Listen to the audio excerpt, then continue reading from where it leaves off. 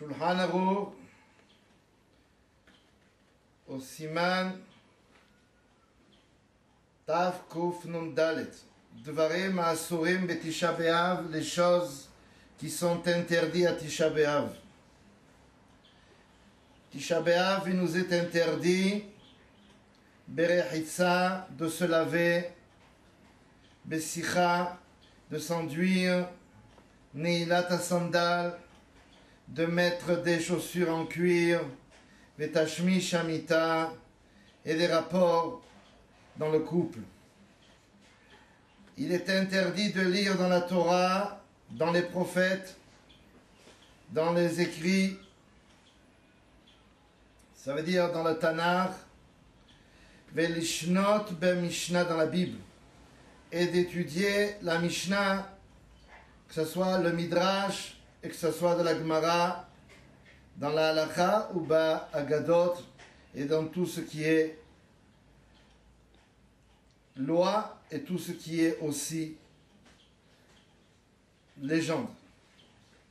Mishum Sheneemar, parce qu'il est dit Pikoudé Hashem, parce qu'il est dit que les ordres de Dieu sont droits et réjouissent le cœur.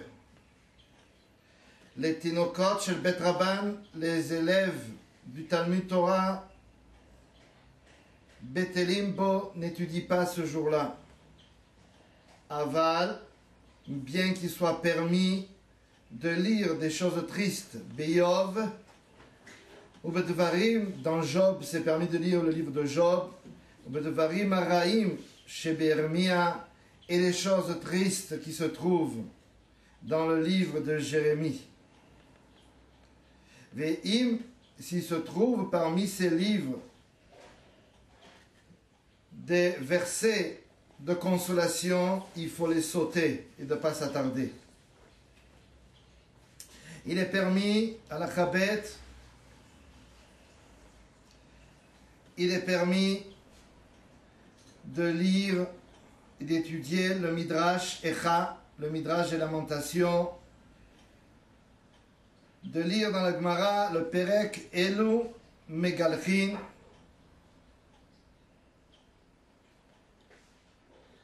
il dit le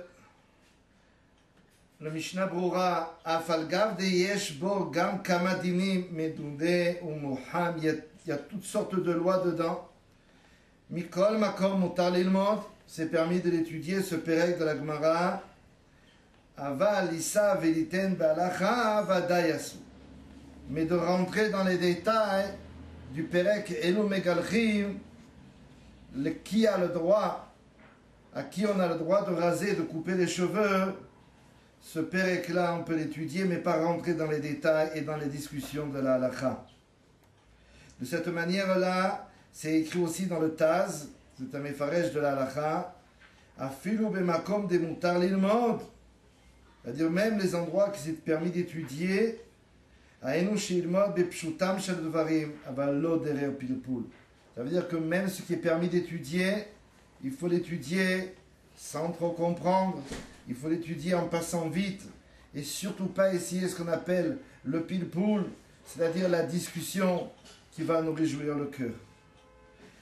Afilu be'irur lefaresh davar chamur asur, mitam sheyelo simha achar sheyityashev. Même des choses qui sont difficiles, alors il faut savoir que ces choses-là, il faut passer à côté, parce que une fois que l'on nous aura étudié, à ce moment-là, on va se réjouir. On continue la Chabet. On a étudié, c'est permis d'étudier le Midrash Echa, on l'a dit. C'est permis d'étudier les Pirushim, les explications sur les lamentations.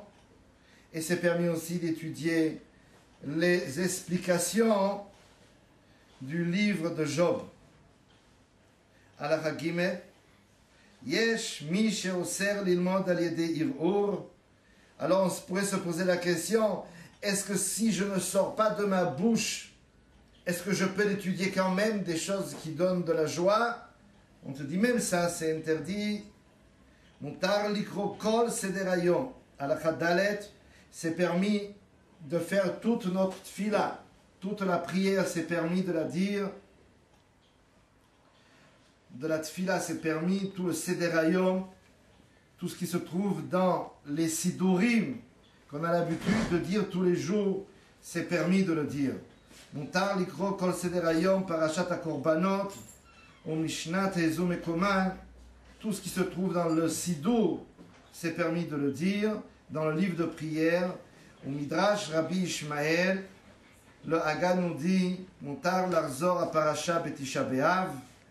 Donc tout ce qui va se dire le jour de Tisha B'Av, même la lecture de la Torah, il est permis de la lire, puisqu'on la lit en Tzibour le jour Tisha B'Av, c'est permis de lire ça pour le jour Tisha B'Av.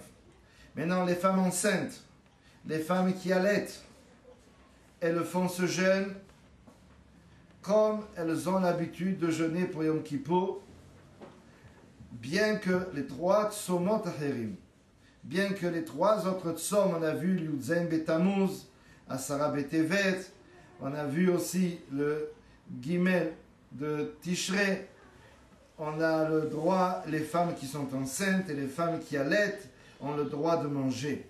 Mais ce jour-là, le jour Tisha B'Av, alors elles le jeûneront et elles compléteront ce jeûne. Chaya kol shloshim yom, une halakha qui est marquée ici pour la femme qui vient d'accoucher, dans les 30 jours, ou de même qu'un malade, cholé, quelqu'un qui serait malade, chez Utsarir lechol, en srichim omed, si déjà on lui a permis de manger, alors pas comme le jour de Yom Kippour, il faut calculer comment il va manger. S'il est malade, alors il pourra manger. Alors il y a marqué, et là, Ma'achilim oto miyad, comme choli lo gazur abanan, la gzera qui se trouve sur le jour de Tisha B'Av, ce n'est pas pour les gens qui sont malades. Quelqu'un qui est malade, le docteur lui a dit qu'il doit manger, il faut qu'il mange et ne calcule pas ce qu'il doit manger comme le jour de Yom Kippour. La halakha zayin, Vechitza asura betisha be'av, il est interdit le jour Tisha B'Av de se laver. Ben bechamin, ben betzonen, ça soit à l'eau chaude, que ça soit à l'eau froide. Afilu leoshit etzbo b'ma'im, asur. Même pour avoir trempé son doigt dans de l'eau, si on n'a pas besoin, alors ça sera interdit.